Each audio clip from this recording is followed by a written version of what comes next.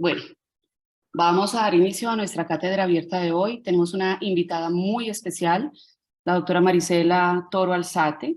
Ella es odontóloga y especialista en cirugía oral y maxilofacial de la Facultad de Odontología de la Universidad de Antioquia. Es profesora ocasional y coordinadora del posgrado de cirugía oral y maxilofacial de la misma universidad y en este momento inicia sus estudios en la maestría en ciencias odontológicas. El tema que vamos a tratar hoy es de suma importancia y de mucha actualidad y es el papel del odontólogo general en la atención del paciente que se encuentra en tratamiento con medicamentos antirresortivos. Así que Marisela, muchas gracias por tu participación y te damos la bienvenida. Muchas gracias, doctora. Buenos días para todos. Hoy entonces voy a compartir con ustedes esta charla, como dijo la doctora Gloria, acerca del papel del odontólogo en la atención del paciente que se encuentra en tratamiento con medicamentos antirresortivos y espero que sea de interés pues para ustedes. El contenido de la presentación, entonces primero vamos a hacer una breve contextualización, luego vamos a hablar acerca de los medicamentos antirresortivos, de los procedimientos dentales que están asociados con riesgo de osteonecrosis de los maxilares asociados a medicamentos, también vamos a hablar un poquito acerca del riesgo de osteonecrosis de los maxilares asociados a medicamentos y finalmente algunas conclusiones. Lo que vamos a hablar hoy, toda esta información que les voy a presentar hoy, está enmarcada en un documento que es el primer consenso nacional de osteonecrosis de los maxilares asociados a medicamentos. Yo voy a presentar una información muy breve, pero los invito para que consulten este documento. Es de muy fácil acceso, simplemente ponen en Google Primer Consenso Nacional de Osteonecrosis de los Maxilares Asociados a Medicamentos y ahí lo van a encontrar. Es un documento de mucha actualidad y de mucho valor académico para todos nosotros que nos desenvolvemos pues, en el área de la salud. Dando entonces inicio, empezamos con la parte de contextualización. En cuanto a qué son los medicamentos antirresortivos. Entonces, los medicamentos antirresortivos pues son unos medicamentos que se utilizan principalmente en el contexto de la osteoporosis y en pacientes con mieloma múltiple o metástasis ósea de tumores sólidos. Son medicamentos que actúan sobre el metabolismo óseo y por eso se usan pues en este tipo de patologías. ¿Por qué hablamos de ellos hoy? Hablamos de ellos porque son el grupo de medicamentos asociados al mayor número de casos de osteonecrosis de los maxilares. ¿Qué es la osteonecrosis de los maxilares asociada a medicamentos? Esta es una complicación pues secundaria al uso de medicamentos antirresortivos. Es una enfermedad pues, que se presenta en el hueso hipodinámico en relación principalmente con medicamentos como los antirresortivos, lo que provoca fallas en el proceso de cicatrización. ¿Y cuáles son los antirresortivos más utilizados? Hay muchos medicamentos antirresortivos, pero los más comunes, los que más frecuentemente tienen, con los que más frecuentemente tienen tratamiento los pacientes de nuestro medio, pertenecen a estos dos grupos. Al grupo de los bisfosfonatos, donde encontramos el ácido zoledrónico y el alendronato, y al grupo de los inhibidores del RANKL, donde está el denosumab. Entonces, estos son pues como algunos aspectos generales que quise traer acá para contextualizar esta charla. Entonces, ¿por qué el odontólogo debe estar familiarizado con este tema y cuál es el papel que tiene el odontólogo? En cuanto a por qué el odontólogo debe estar familiarizado, la respuesta sería por responsabilidad profesional hacia nuestros pacientes, ¿sí? Porque cada vez más mayor cantidad de pacientes están recibiendo tratamiento con medicamentos antirresortivos y eso, digamos, tiene relación con el aumento de la expectativa de vida, entonces hay mayor cantidad de pacientes adultos con enfermedades que involucran el metabolismo óseo que están recibiendo pues estos tratamientos. Entonces por eso hace parte de nuestra responsabilidad estar enterados en el manejo de este tipo de pacientes. ¿Y cuál es el papel del odontólogo entonces? El papel del odontólogo yo lo quise esquematizar de esta manera.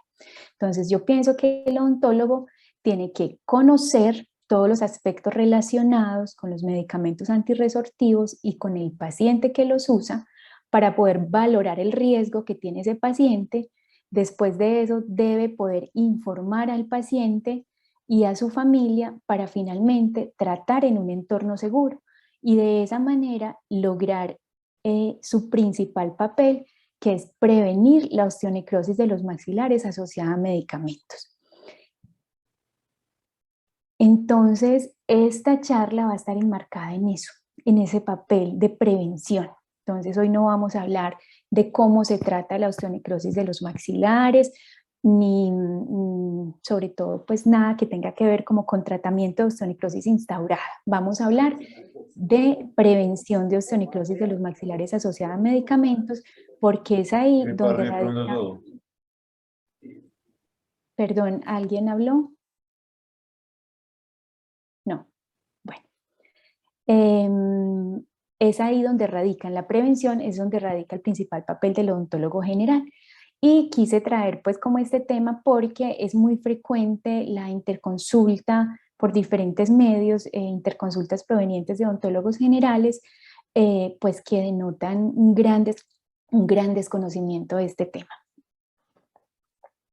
Entonces vamos a empezar a hablar acerca de cada uno de estos puntos.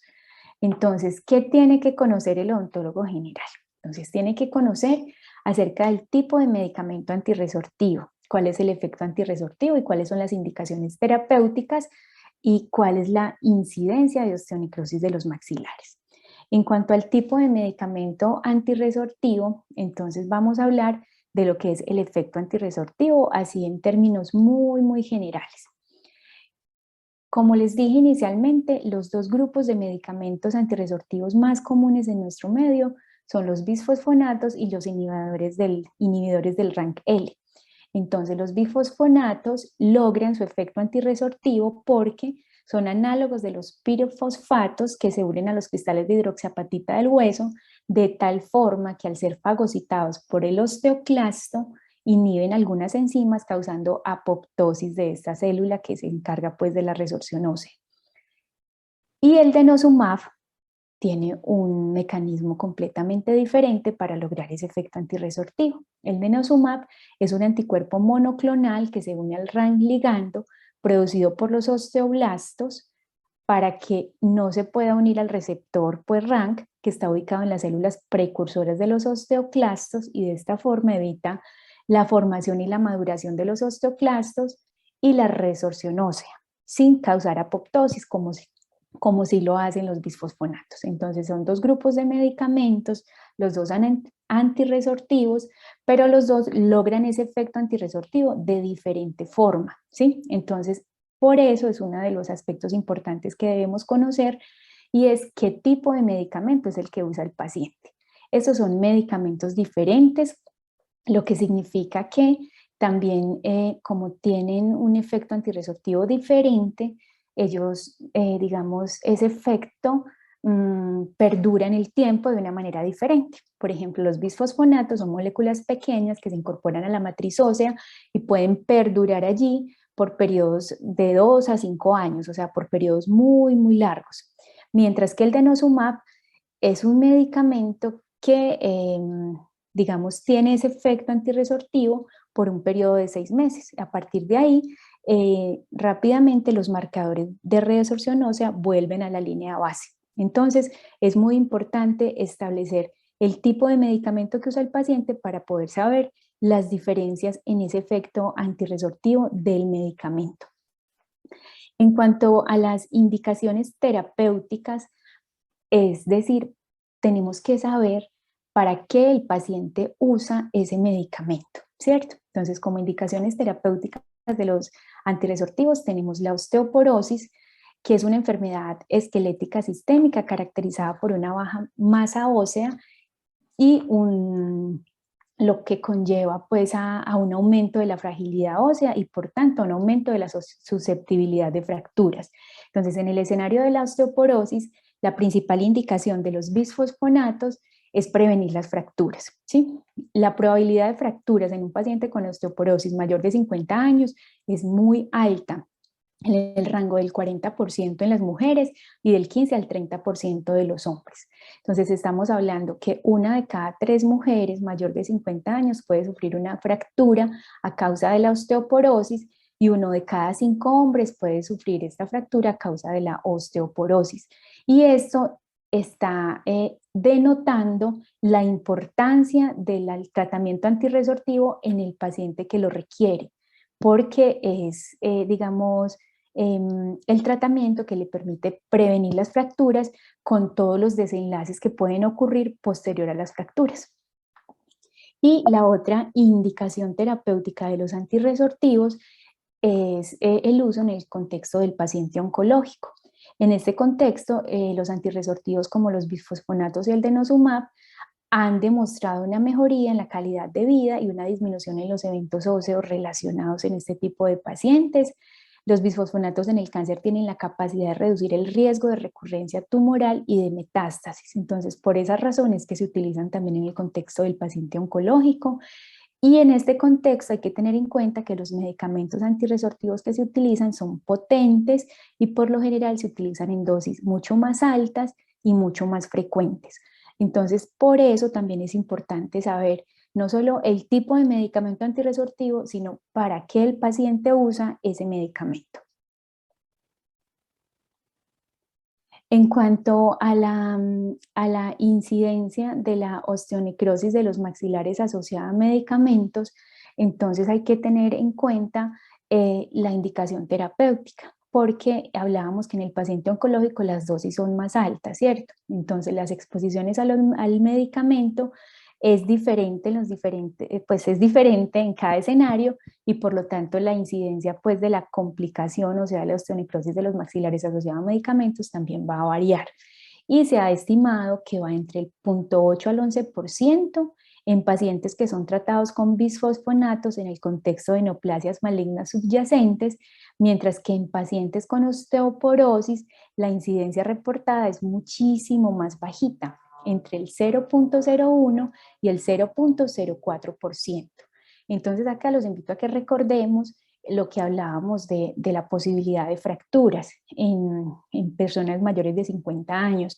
Miren que hablábamos de unos porcentajes que estaban entre 40% en las mujeres, ¿sí? Entonces, si comparamos, por ejemplo, la incidencia de osteonecrosis de los maxilares en pacientes tratados por osteoporosis, miren que es muy, muy pequeñita si lo comparamos con el riesgo de fracturas. Entonces, esos son aspectos que tenemos que tener en cuenta porque es lo que nos permite determinar la importancia de ese tratamiento antirresortivo para el paciente en particular. Y entonces, en general, pues en pacientes con osteoporosis la incidencia es muy baja, entre el 0,15 a menos del 0,001% personas al año de exposición a bisfosfonatos o denosumab. O sea, son datos que muestran que la incidencia de la complicación es relativamente baja, pero eso no significa que no exista. O sea, el riesgo existe y hay que estar preparados para, sobre todo para prevenir, ¿sí? Que es de lo que vamos a seguir ampliando la información, pero digamos sin caer en el exceso de privar a los pacientes de atención, que porque están en riesgo pues de presentar esta complicación. Miren, por ejemplo, acá tengo este cuadrito que está pues tomado y adaptado del documento original del Consenso Nacional de Osteonecrosis de los Maxilares, donde tenemos el comparativo de dosis de denosumab y de ácido zoledrónico para osteoporosis y cáncer y su asociación pues con la osteonecrosis de los maxilares asociada a medicamentos. Entonces, así como de manera rápida, vamos a mirar acá, por ejemplo, el caso del ácido zoledrónico.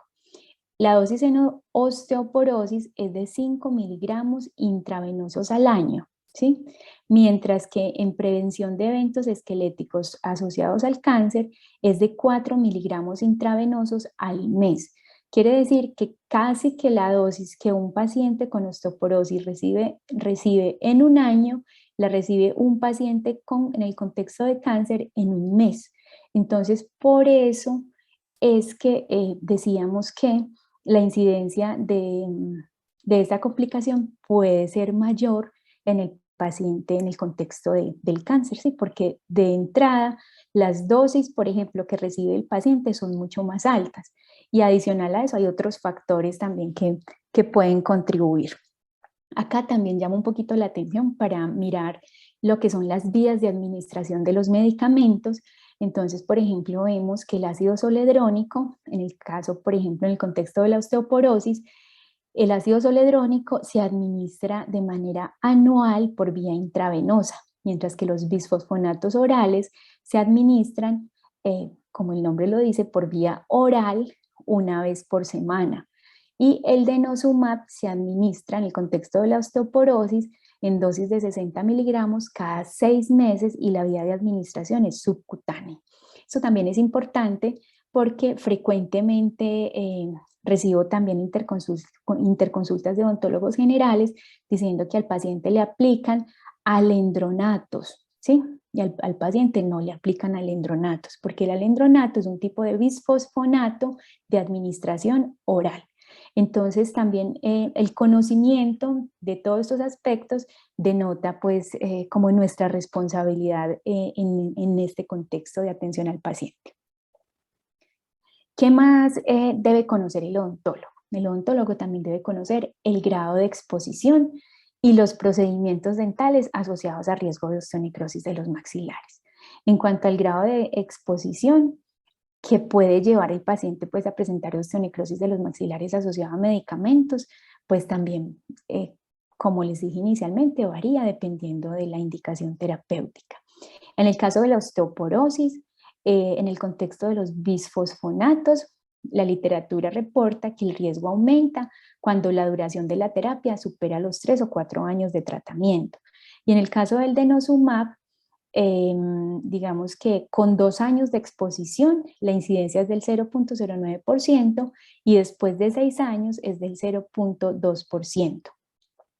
Y en el contexto del cáncer, ahí sí la aparición pues, de esta complicación puede ser tan temprana como a los 2 meses del tratamiento antirresortivo, ya sea con denosumab o ácido zoledrónico, porque ahí no aplica la vía oral, y el riesgo aumenta pues, con la exposición tanto en tiempo como en dosis, que recordemos que son mucho más altas las dosis en el contexto del cáncer que en el contexto pues, del paciente con osteoporosis. Y otra razón por la que digamos, puede haber una mayor incidencia de esta complicación en el contexto del cáncer, es que no solamente las dosis son más altas, sino que también el paciente puede estar recibiendo otra medicación concomitante que también puede asociarse a osteonecrosis o que puede favorecer pues, el establecimiento de esta complicación, como es por ejemplo los pacientes que reciben medicamentos antiangiogénicos. Y además el paciente con cáncer también puede tener algún grado de inmunosupresión que también puede pues participar en el desarrollo de la complicación. ¿Y cuáles son los procedimientos dentales asociados al riesgo de osteonecrosis de los maxilares por medicamentos? Este es otro aspecto muy importante porque esto es una complicación pues relativamente nueva. Si vemos que se empieza a reportar a partir del año 2003, inicialmente entonces empezaron los temores y entonces se decía que no, que esos pacientes el odontólogo no los podía ni mirar, que no se podían tocar, que ni 3 meses antes ni 3 meses después de haber recibido una dosis, después no, que 2 meses antes y 2 meses después, pero se creía que entonces pues definitivamente el paciente había que negarle la atención odontológica. Entonces hay que tener claro que los procedimientos dentales asociados a riesgo de osteonecrosis de los maxilares son los procedimientos que involucran la unión dentoalveolar, los procedimientos de cirugía oral y específicamente el procedimiento que más se ha relacionado con esta complicación es la extracción dental. Aunque ahí hay cierta controversia porque no se sabe exactamente si la extracción dental causa la osteonecrosis o si simplemente expone un foco de necrosis que existía, por ejemplo, pues a raíz de una enfermedad periodontal por la que se extrajo el diente o a raíz de una lesión perirradicular por la que se extrajo el diente. Entonces, pues Los principales reportes de osteonecrosis están asociados a la extracción dental, pero todavía no hay estudios pues, muy, muy claros que puedan decir sí, efectivamente la extracción dental la que indujo la osteonecrosis o simplemente expuso un foco que ya estaba allí.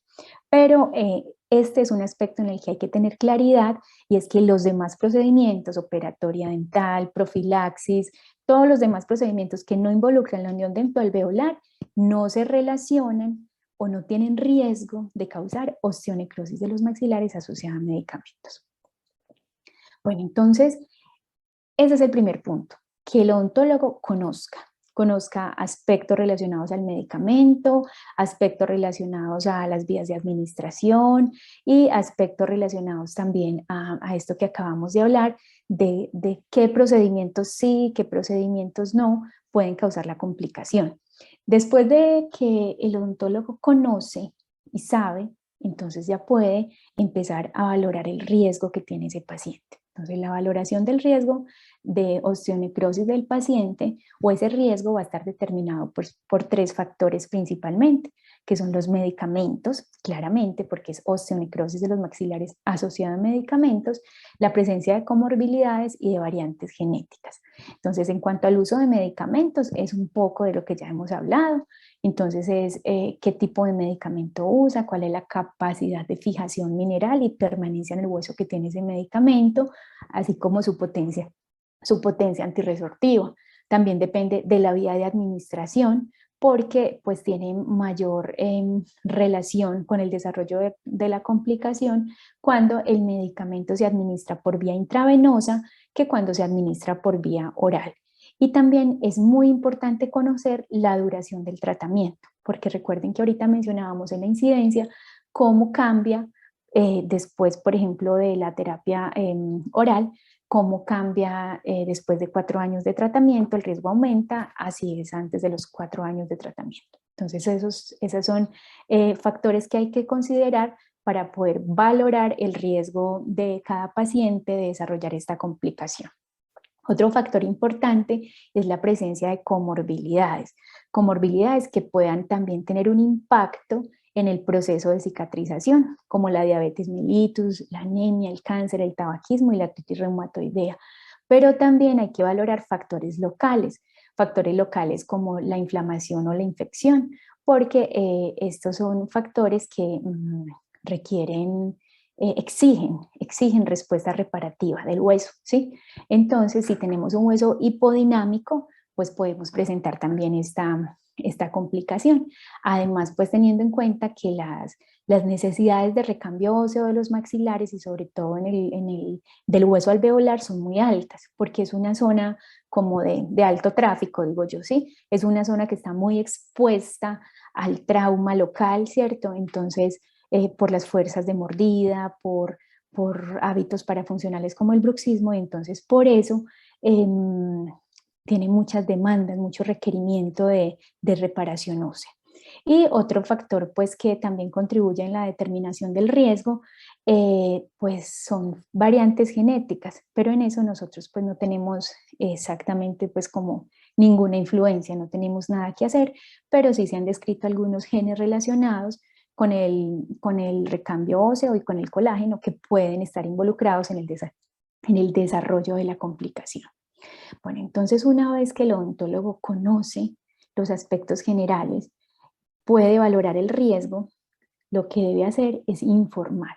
Debe informar tanto al paciente como a su familia, como a otros profesionales, ¿sí?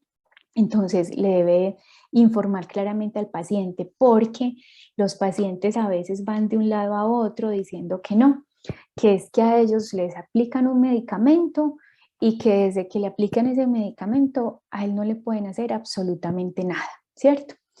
En cambio, si uno le informa al paciente que no son todos los procedimientos dentales los que están involucrados, que el riesgo puede ser menor si el medicamento se administra por vía oral, si yo sé cuál es el medicamento y él también sabe cuál es el medicamento que usa. Eso es muy importante porque el propio paciente puede pues, buscar atención, no negarse la oportunidad pues, ante una atención. E incluso a veces me ha pasado que hay pacientes que usan un medicamento para la osteoporosis que también se aplica, pero que no es un bisfosfonato ni es un inhibidor del RANKL, sino que es un osteoformador. Y por el desconocimiento, todo el mundo le dice que si está usando ese medicamento que se llama teriparatide, entonces no se puede hacer ningún tratamiento odontológico. Y no es cierto. Entonces es muy importante informar al paciente y a su familia acerca de todos estos aspectos para que ellos también conozcan y conozcan las razones de por qué lo estamos abordando de una manera y no de otra, etcétera. Además, es importante que ese riesgo de no cicatrización, que el riesgo que el paciente tiene de desarrollar osteonecrosis de los maxilares, quede registrada en el consentimiento informado, pues, de los pacientes que requieren algún tratamiento invasivo, ¿sí? Después que conocemos, que sabemos todo lo relacionado, valoramos el riesgo del paciente, informamos al paciente y a su familia, entonces ahora sí, el odontólogo puede entrar a tratar ese paciente en un entorno seguro. Entonces, ese tratamiento en entorno seguro se refiere sobre todo a las medidas de salud oral para la prevención de la osteonecrosis de los maxilares asociadas pues a medicamentos. Entonces, en el contexto pues, de la atención de este paciente, prima el abordaje multidisciplinario. En este abordaje multidisciplinario, el enfoque siempre va a ser orientado hacia la prevención.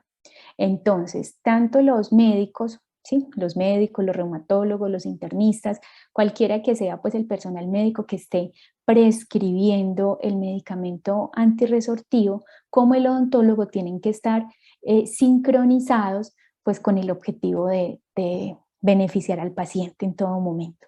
Entonces el médico, antes de iniciar cualquier tratamiento antirresortivo, pues deberá dirigir el paciente hacia odontología, a una valoración integral general, y el odontólogo deberá estar en capacidad de responderle al médico diciéndole, este paciente está en muy buenas condiciones generales o este paciente necesita esos tratamientos, y debe estar en capacidad de definir si esos tratamientos los va a realizar ya, cuándo los va a realizar, si eso limita o no limita el inicio del tratamiento antirresortivo, que de eso vamos a hablar pues en un momento. Entonces, ¿cuáles son las recomendaciones para el manejo de pacientes en el consultorio odontológico? Entonces, lo primero es que siempre se debe enfatizar los beneficios que tiene la terapia antirresortiva en la prevención de las fracturas y la calidad de vida del paciente. No es correcto que nosotros como profesionales de odontología le digamos al paciente, no, con ese medicamento yo no lo puedo atender, lo tiene que suspender. Listo, eso no, porque como les mostré al inicio, hay un 40% de riesgo de ese paciente de presentar fracturas frente a un riesgo que está por el 0, si es en el contexto de la osteoporosis, el 0,1% de presentar osteonecrosis de los maxilares. Entonces siempre tenemos que ser muy enfáticos en hacerle ver al paciente la importancia del tratamiento antirresortivo. Nunca debemos modificar la prescripción que recibe el paciente sin dialogar previamente con el médico tratante y sin conocer cuál es el riesgo de fractura que tiene ese paciente. Se deben explicar técnicas de higiene oral, asegurarse que el paciente esté en capacidad de realizarlas y que entienda su importancia. ¿Sí? La importancia en el contexto de disminuir la inflamación como un proceso que aumenta las demandas de reparación, ¿cierto? Entonces, por eso es importante que el paciente entienda la razón por la que debe mantener una higiene oral estricta. Y lo otro es manejar las situaciones que se presenten buscando siempre el beneficio para el paciente, siguiendo los protocolos quirúrgicos seguros y siempre en íntima comunicación con el médico tratante.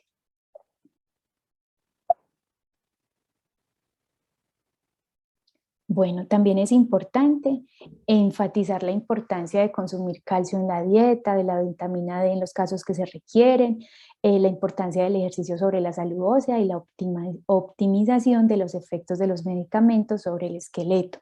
También hay que educar al paciente en el control pues, de otras comorbilidades que pueden comprometer los resultados de su tratamiento médico y que potencian el riesgo de osteonecrosis de los maxilares, como la diabetes, y el tabaquismo. En cuanto a la prevención de la osteonecrosis de los maxilares asociada pues, a medicamentos, esta debe empezar en edades muy tempranas, con educación y con políticas públicas de promoción de la salud que estén encaminadas al mantenimiento de la calidad ósea.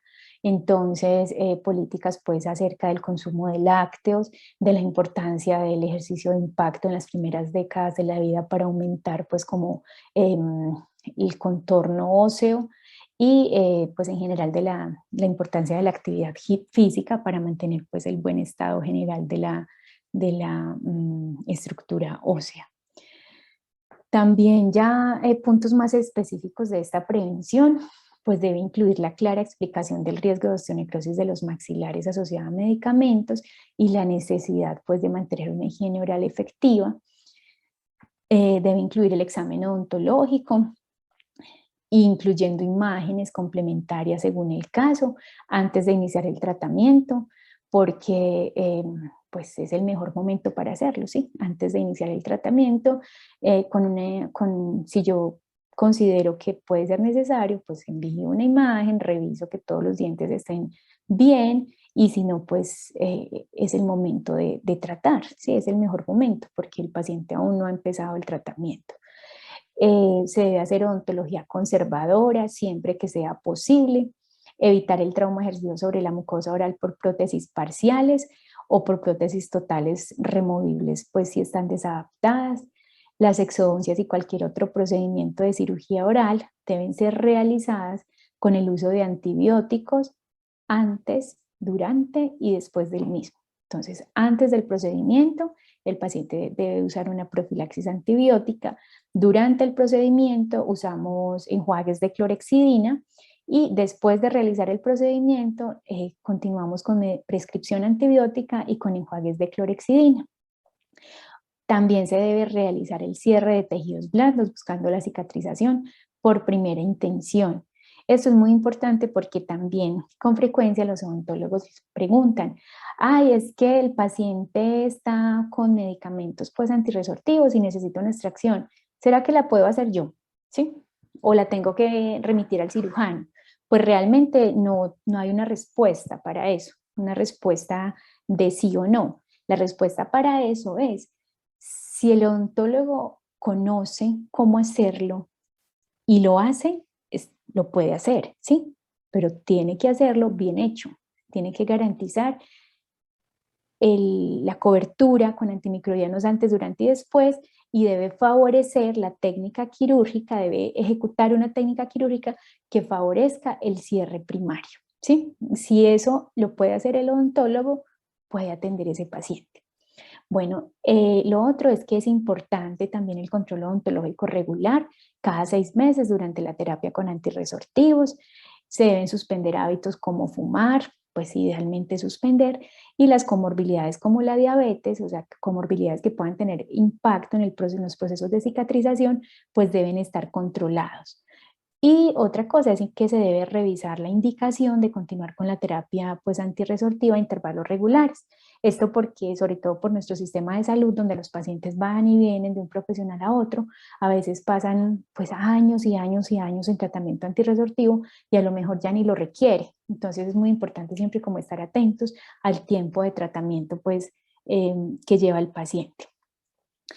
En cuanto a lo que se ha conocido, pues lo que se ha dicho durante tanto tiempo, sobre todo como hacia el 2006, donde empezaron como a hacerse los primeros consensos en la atención de este tipo de pacientes, cuando se hablaba de la suspensión, sobre todo de los bisfosfonatos, pues hoy en día no hay evidencia de que la interrupción de los bisfosfonatos orales eliminen el riesgo de osteonecrosis de los maxilares asociado a medicamentos.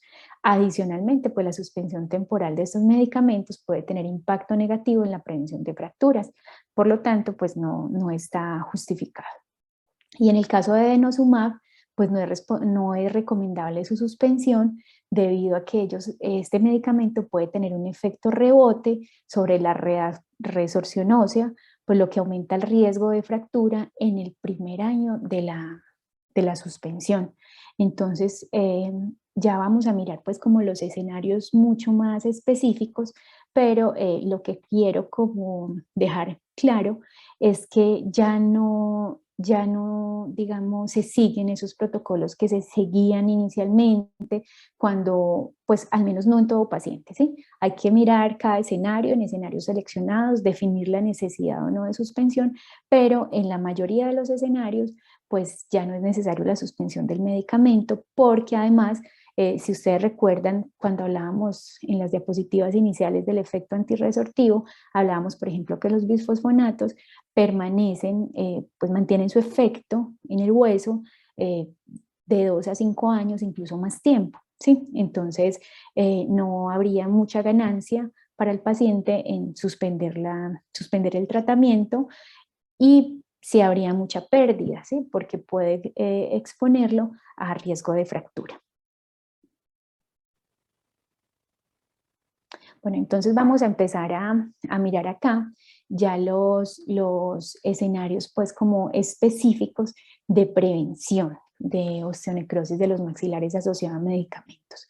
Entonces vamos a empezar con este paciente, que es un paciente que les puede consultar a ustedes, es un paciente que tiene diagnóstico de osteoporosis, pero que no ha sido expuesto a medicamentos antirresortivos, es decir, todavía no ha iniciado el tratamiento. Es un paciente que llegó por primera vez remitido de aquel médico responsable que antes de iniciar el tratamiento con antirresortivos le dice, lo voy a mandar al odontólogo, ¿cierto?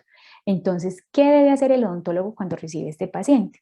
Entonces, lo primero que debe saber el odontólogo es que el tratamiento odontológico se puede realizar paralelamente con la iniciación del tratamiento médico antirresortivo, porque la dosis acumulada no es alta y esto permite que haya recambio y cicatrización ósea. O sea, no hay ninguna razón para posponerle al paciente o retrasarle al paciente el inicio del tratamiento médico antirresortivo, porque todavía él no tiene esos efectos de esa medicación, entonces no hay mayor riesgo de que haya alteraciones en la cicatrización, ¿sí? Entonces, eso es lo primero.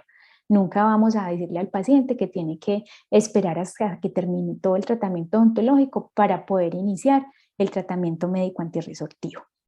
Lo otro es que es muy importante desde el principio indicarle al paciente la importancia de tener el registro escrito del tipo de medicamento, la dosis y la fecha de inicio de esos medicamentos, porque es muy común que después el paciente consulta y uno le pregunta qué medicación usa y no sabe, cada cuánto no sabe, hace cuánto fue la última dosis tampoco sabe, y miren que el primer peldaño de ese esquema que yo les mostré era conocer, ¿cierto? Y dentro de ese conocer estaba conocer el medicamento, las particularidades de ese medicamento, como son la dosis, la vía de administración, el tiempo de tratamiento y también pues la indicación, ¿cierto? Si era para osteoporosis o si era para cáncer. Entonces es muy importante desde el inicio que el paciente se concientice de la importancia de tener ese registro en todo momento.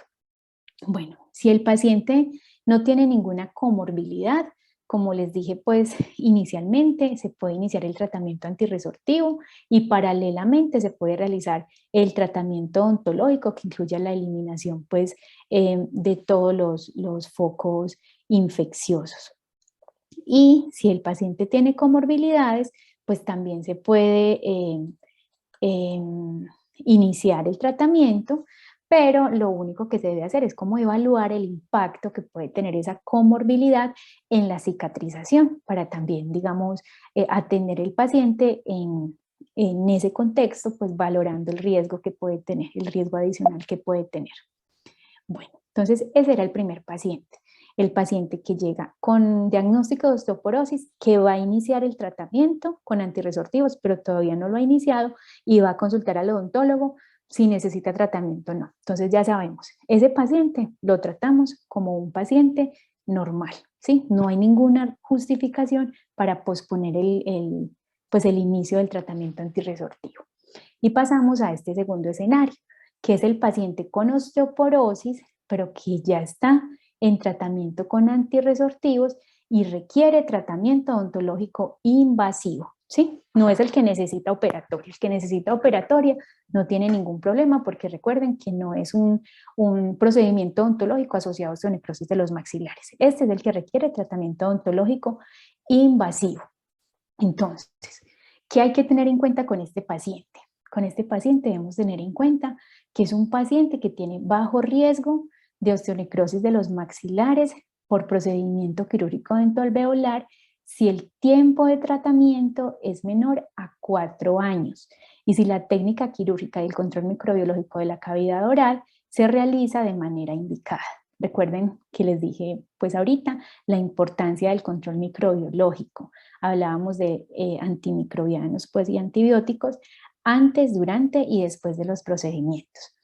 Y en este caso no se debe suspender el antirresortivo, pero sí se debe de todas formas incluir el riesgo de osteonecrosis de los maxilares asociada a medicamentos en el consentimiento informado y explicar al paciente que el riesgo es mínimo, pero existe, ¿sí? Porque el riesgo existe y es una complicación que a veces es muy difícil de tratar. Entonces, por eso el abordaje siempre va a ir enfocado a la prevención. Bueno, entonces, si el paciente tiene tratamiento por menos de 4 años y no tiene comorbilidades, se puede realizar el procedimiento invasivo dentoalveolar sin suspender el antirresortivo, en especial si se administra por vía oral.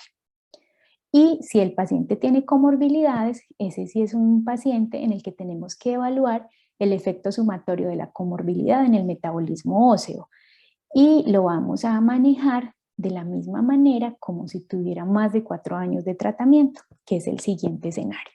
Entonces, en este escenario del paciente con osteoporosis, sin comorbilidades, que requiere tratamiento odontológico, pero lleva menos de 4 años de tratamiento, también podemos realizar el tratamiento odontológico siendo muy cuidadosos en el control microbiológico antes, durante y después, y siguiendo pues un protocolo quirúrgico que favorezca el cierre por primera intención, como les dije ahorita, pero no hay necesidad de suspender el antirresortivo. Bueno, entonces pasamos al tercer escenario, que ya sería el paciente que tiene osteoporosis, que recibe antirresortivos, que requiere tratamiento invasivo, pero que ya tiene un tiempo de tratamiento mayor a 4 años o que tiene una comorbilidad que puede influenciar también el proceso de cicatrización.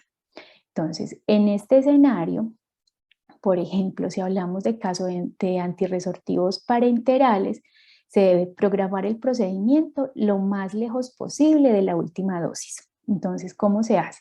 Si es denosumab, se puede hacer a partir de los 6 a los 9 meses después de la última dosis y hasta 15 días antes de la aplicación de la siguiente dosis. En cuanto a la aplicación de las dosis siguientes, ya no hay un tiempo que diga espere 3 meses, espere 2 meses, no. El criterio para decirle a un paciente usted se puede aplicar la siguiente dosis es verificar la cicatrización del tejido blando. Una vez el tejido blando haya cicatrizado, el paciente puede continuar pues con su tratamiento.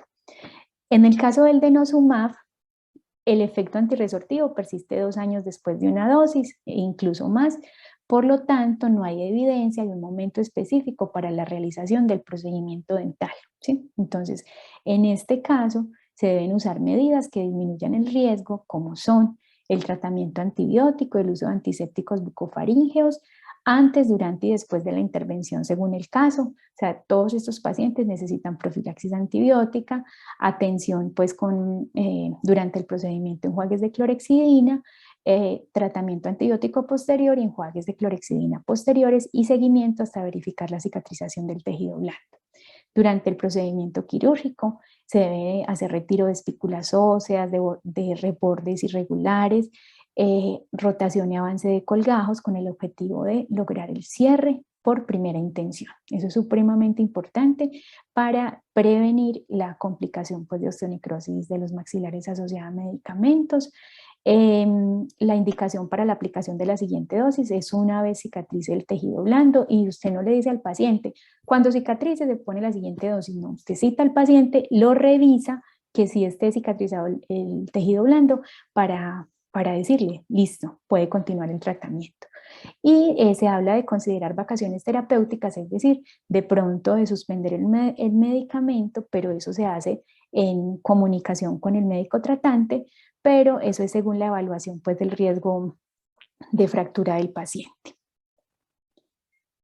Y de todas formas, ya por ejemplo, en el caso del paciente que está con denosumab y digamos se aplicó recientemente, o sea, hace menos de 6 meses, pero presenta una agudización de un foco pues infeccioso, en este paciente pues se recomienda como controlar el foco con medidas no invasivas, ¿sí? Con tratamiento médico, tratamiento de conductos aislando la raíz y dejándola sumergida, o medidas pues que no sean invasivas, que permitan controlar el foco infeccioso hasta que se pueda hacer la eliminación quirúrgica de una manera más segura una vez se haya cumplido los 6 meses de la última dosis. Y ya entonces pasamos ya al escenario del paciente oncológico, que son pacientes pues que de entrada ya tienen un riesgo más alto, que puede estar ese riesgo asociado a la inmunosupresión y a la combinación con uso de otros medicamentos como los antiangiogénicos y los corticoides. Si el paciente recibe terapia pues, con antiangiogénicos de manera concomitante, eso sí es importante hablarlo con el médico tratante porque sí es necesario pues idealmente suspenderlos porque ahí sí vamos a tener pues muchísimo más riesgo de presentar complicaciones. En todo caso se debe eliminar todo foco infeccioso activo o potencialmente activo a corto y mediano plazo, y el control de la inflamación y la infección es fundamental antes de iniciar el tratamiento, pues de ser posible. Cuando el paciente oncológico tiene agudización de focos infecciosos y ya están en tratamiento con antirresortivos, pues se debe evaluar como la suspensión del tratamiento, siempre pues con el médico tratante, dependiendo de la ponderación pues como del riesgo de si eso es posible o no pues en un escenario determinado. Si el foco infeccioso no compromete sistémicamente al paciente y si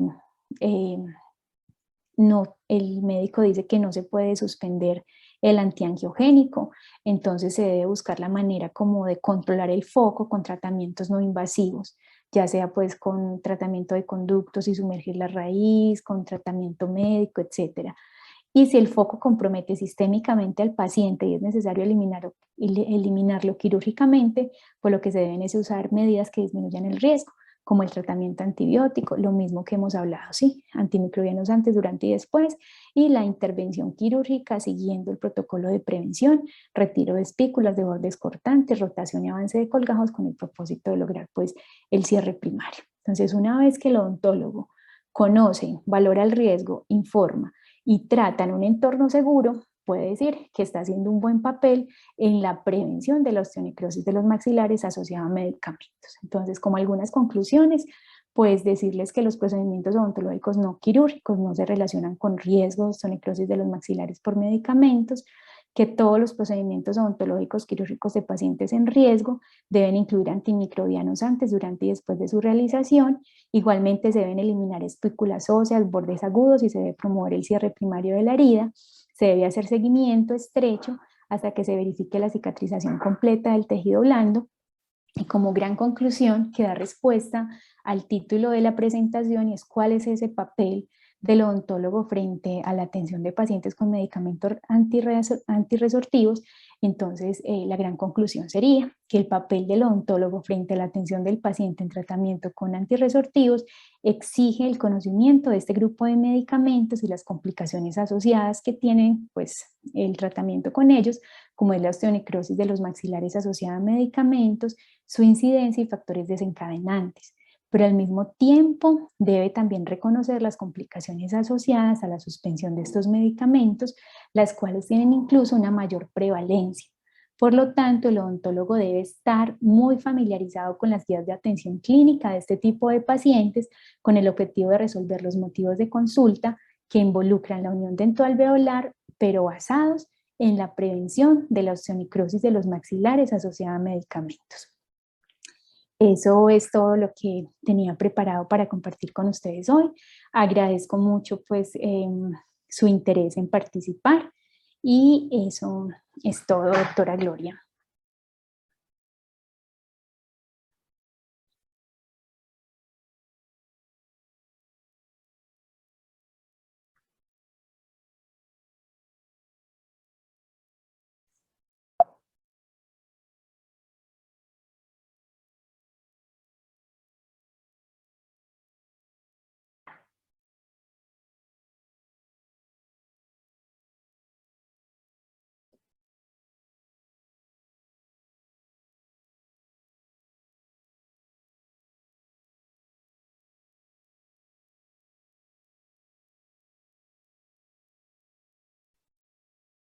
Bueno, no sé si de pronto tengan alguna pregunta que quieran compartir.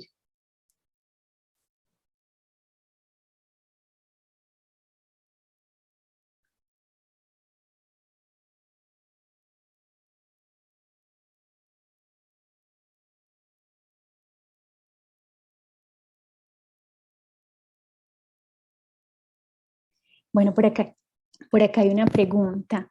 Buenos días, ¿este tratamiento cómo afecta la terapia periodontal profunda? Bueno, la terapia periodontal profunda se considera un tratamiento quirúrgico, ¿cierto? Como es un tratamiento quirúrgico, debe estar orientado bajo los mismos principios de riesgo que les acabo de mencionar, ¿cierto? Entonces, hay que valorar, hay que definir si el paciente qué medicamento usa, para qué lo usa, en qué dosis lo usa, el tiempo de tratamiento, ¿cierto? Para determinar el riesgo y dependiendo de eso, vamos entonces a abordar ese paciente. Siempre, pues, con el mismo planteamiento, ¿cierto? Antibióticos, pues, o tratamiento antimicrobiano antes, durante y después de la atención y favorecer pues el cierre primario, que en el caso del tratamiento periodontal siempre se favorece. Y de entrada, el tratamiento periodontal en un paciente que recibe este tipo de medicación, pues es bueno, antes no está contraindicado, porque lo que estamos haciendo es reducir la infección y la inflamación, que recuerden que esa persistencia de infección y de inflamación, pues es lo que aumenta la demanda de reparación. Y si yo tengo un hueso hipodinámico, pues voy a tener más problemas si tengo mayor demanda de reparación. Entonces la terapia periodontal profunda no está contraindicada, pero debe encaminarse con los mismos criterios que les acabo pues como de mencionar. Los micrófonos están desactivados. Si yo no tengo manera de abrirlos, no sé si la persona de audiovisuales me puede ayudar. Bueno. Listo, profe. Gracias. Mari, me Bueno. disculpo, pero es que también tenía el micrófono inactivo y no me lo dejaban activar. Ah, bueno, doctora.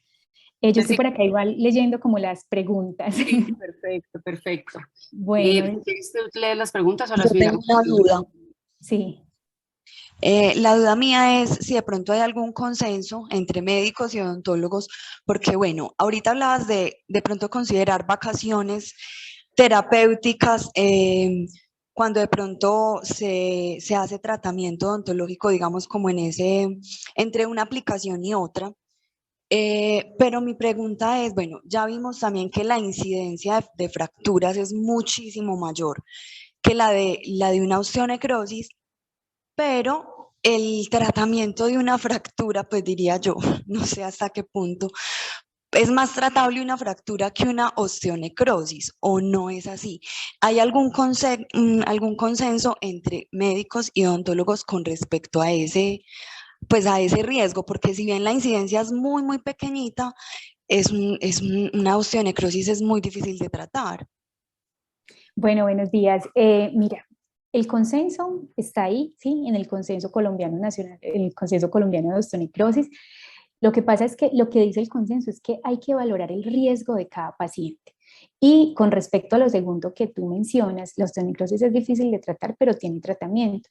La fractura se puede tratar, sí, pero la prevalencia de desenlaces fatales, es decir, de muerte, posterior a las fracturas, a pacientes que sufren fracturas durante el primer año también es muy alto, ¿sí? Entonces es más grave los desenlaces posteriores a una fractura de cadera, una fractura, ¿cierto? De huesos largos, que de la osteonecrosis.